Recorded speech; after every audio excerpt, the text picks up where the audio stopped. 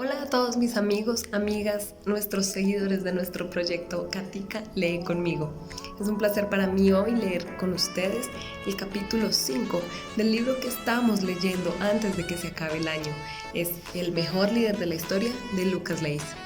Entonces, vamos a ello. Liderazgo de resistencia. Cuando Judea fue puesta bajo la administración de un gobernador romano en el año sexto, tomó forma una sugerente revuelta liderada por Judas de Galilea. La premisa básica del reclamo de este Judas era que pagar impuestos a Roma era un acto de deslealtad a Dios.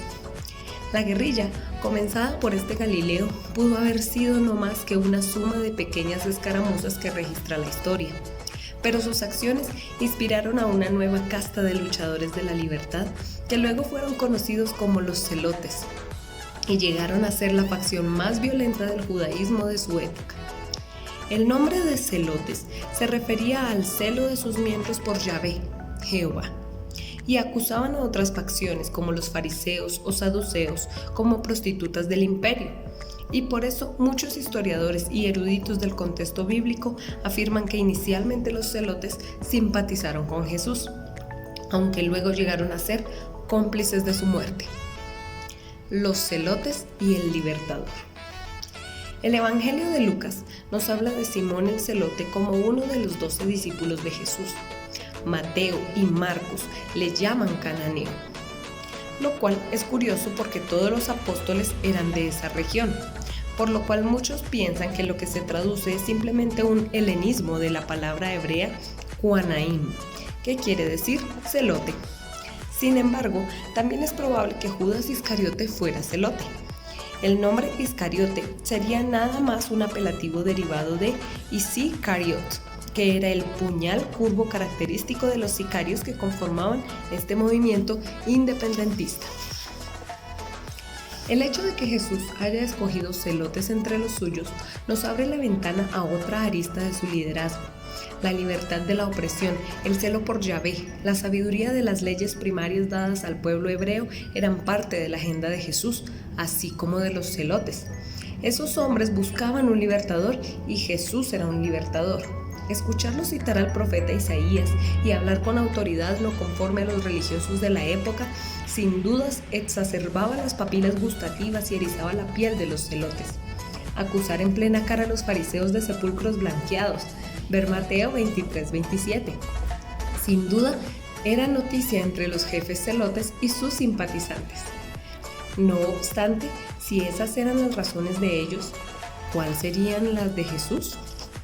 En todo grupo social con altos ideales hay gente bien intencionada y un fuego interior sagrado. Jesús venía a comandar una resistencia cultural, social y espiritual y buscaba un equipo de seguidores y líderes dispuestos a todo. Seguirlo sin reservas y pagar el precio era parte de los requisitos, y los celotes eran la misma representación viva de ese compromiso. Uno de los más distinguidos rasgos destacados por los estudiosos del liderazgo es que los mejores líderes se saben rodear.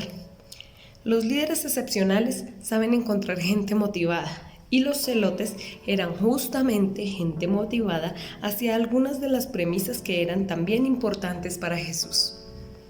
La antesala de la resistencia de Jesús.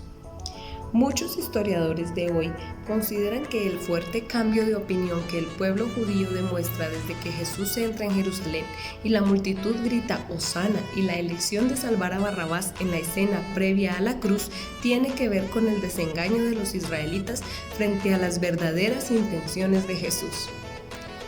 Él venía a liberar al pueblo de la seducción de una Roma ideológica y espiritual, pero el pueblo quería un celote que los liberara económica y políticamente de la Roma humana.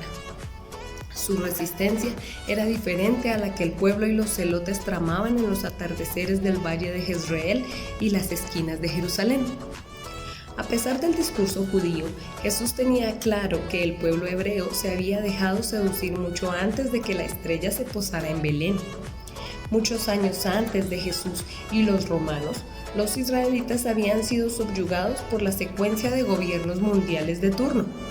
En Daniel 11 se relatan los acontecimientos políticos que suceden luego de la muerte de Alejandro Magno. El imperio del joven general se divide entre el norte de los seleucidas y la dinastía macedonia de los Ptolomeos al sur. Estos enfrentamientos duraron 300 años y en medio de ellos siempre estuvo el escenario palestino, territorio de tensión entre las presiones de ambas partes. El pináculo de conflicto entre ambos reinos que luchaban y se turnaban por dominar Israel se da cuando el rey del norte, Antíoco IV, se hace llamar Epífanes, que quiere decir el Dios manifiesto. La Biblia lo describe como un hombre despreciable, ver Daniel 11:21. Y lo más trágico cultural y espiritualmente para Israel es que en vez de prohibir el culto a Dios, él instala a su propio sumo sacerdote, es decir, infiltra la religión judía con un agente de su reino. Su plan era helenizar al pueblo judío para asimilarlo y ampliar su poderío. Su obra de infiltración continuó con fundar un gimnasio al estilo griego. La palabra gim en griego significa desnudo, y la desnudez del cuerpo no estaba permitida entre los judíos, pero Antíoco sabía de su seducción.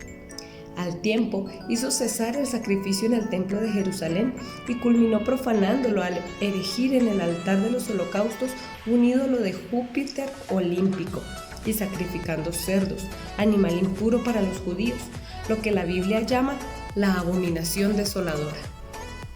En esos años, muchos judíos apóstatas se sumaron a esta penetración cultural para recibir los beneficios del reino del norte, aunque hubo una familia, la de los macabeos, que se levantaron contra él y lideraron a los judíos en una resistencia que logró recuperar Jerusalén, conseguir la libertad religiosa y limpiar el templo.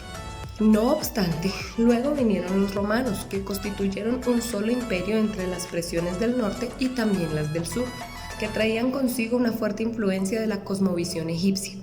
Contraria a la presión secularizante del norte, donde no debía haber nada sacro más que el poder del rey, la presión del sur era esplendorosamente pagana y politeísta. La presión del norte pretendía eliminar a Dios del mapa ideológico de Israel, y la del sur mezclarlo con otros dioses. La voz del norte susurraba que no había Dios, y la del sur que había muchos igual de importantes que él. En medio de estas presiones es que surge Jesús. Aunque en los años de su ministerio se respira libertad religiosa y los judíos son mayordomos del templo, estas presiones están latentes y la religión judía está a la defensiva. Por eso el legalismo comienza a ocupar el lugar de la verdadera religión. El valor de tener enemigos.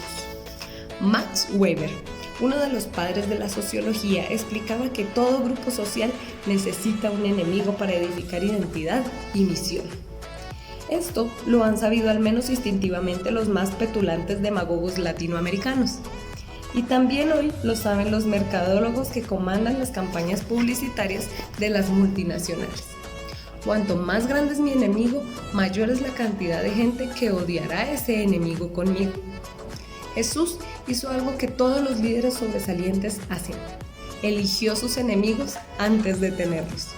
Los líderes más admirados y más populares en el mundo son aquellos que enfrentan heroicamente a los enemigos de un mayor grupo de personas. ¿Quién no quiere alinearse detrás de alguien que lucha contra la pobreza o la injusticia o el abuso de menores o la trata de mujeres en territorios de extrema pobreza?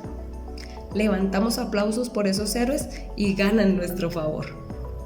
La influencia del liderazgo de Jesús es incuestionable, porque todavía hoy sigue siendo el más genuino ejemplo de resistencia contra la religiosidad vacía, la hipocresía, el racismo étnico, la injusticia social, la enfermedad, la distribución ilegítima de las oportunidades económicas y aún la muerte como enemiga de la humanidad. Más allá de nuestra comprensión personal del plan de redención, instintivamente nos alineamos con Jesús porque la humanidad no nos ha regalado un paladín superior en contra de todos esos males. Jesús se enfrentaba a estas amenazas por vocación y no por demagogia, pero el resultado de su vida hace evidente esta importante lección acerca del liderazgo. Los mejores líderes comandan un plan de resistencia, tienen enemigos e inspiran a otros a luchar contra ellos. Un plan global. Tiro y Sidón eran puertos comerciales en la ribera oriental del Mediterráneo. Cuando Jesús visita estas ciudades, ver Marcos 7, eran epicentros mercantiles de la cultura pagana, con una fuerte influencia griega y los pobladores más sofisticados de todo el contexto palestino. La Biblia no lo menciona, pero es muy probable que los mismos discípulos tuvieran sus prejuicios y reservas respecto a acompañar a Jesús a esas ciudades. Además de ser centros comerciales, eran ciudades llenas de templos dedicados a diversas deidades helénicas, y su fama también las hacía famosas como centros de inmoralidad, una fama equivalente a la que tiene hoy Las Vegas. ¿Por qué un rabí judío tenía que ir a Tiro y a Sidón? El líder exitoso actúa según su plan que lleva adelante sin pausa. Y Jesús estaba preparando a sus discípulos para llevar su influencia hasta lo último de la tierra. Él sabía que era necesario demostrarles a sus seguidores que el evangelio no era solo para los judíos. Jesús anticipaba los problemas que luego serán relatados en el libro de Hechos.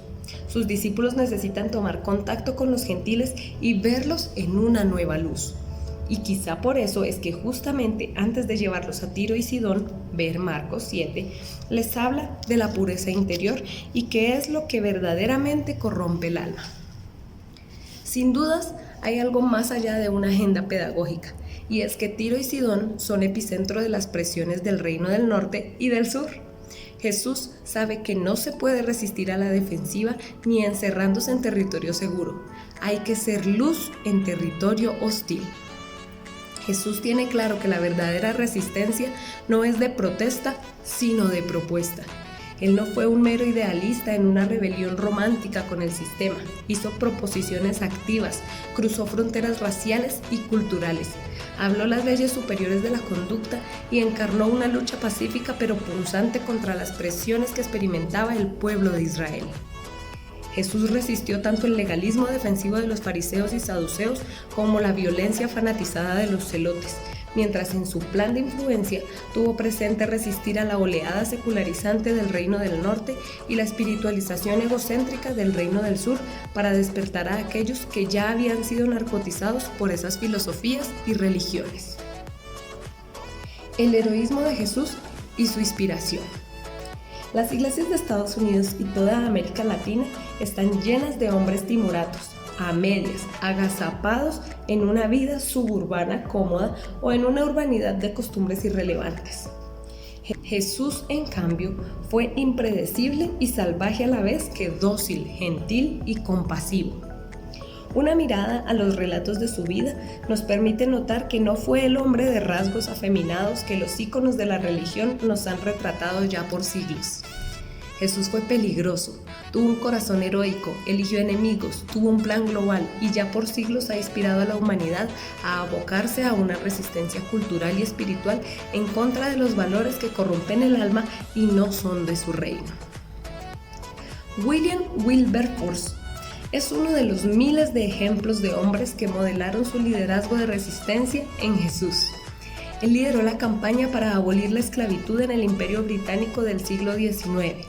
En 1789 dio su primer discurso en contra de la esclavitud en la Cámara de los Comunes, lo que lo catapultó a una colosal batalla que recién tuvo su primer resultado favorable en 1807. A través de una larga secuencia de derrotas y convertido en el hazmerreír de sus pares, Wilberforce continuó su resistencia hasta que se retiró en 1825 sin haber visto demasiado progreso práctico respecto a su lucha. En 1833, y 2 días antes de morir, le dieron la noticia de que finalmente tomaba efecto la ley que había sido aprobada años antes y se terminaba para siempre la trata de esclavos en el imperio. Se le cita diciendo en esa ocasión: es solo gracias a Jesús que Inglaterra está dispuesta a sacrificar un negocio de 20 millones de libras esterlinas por liberar la vida de los esclavos. Es un honor para mí continuar leyendo para ustedes. Mañana nos vemos para leer el capítulo número 6 de El mejor líder de la historia. Un libro más antes de que se acabe el año. Nos vemos.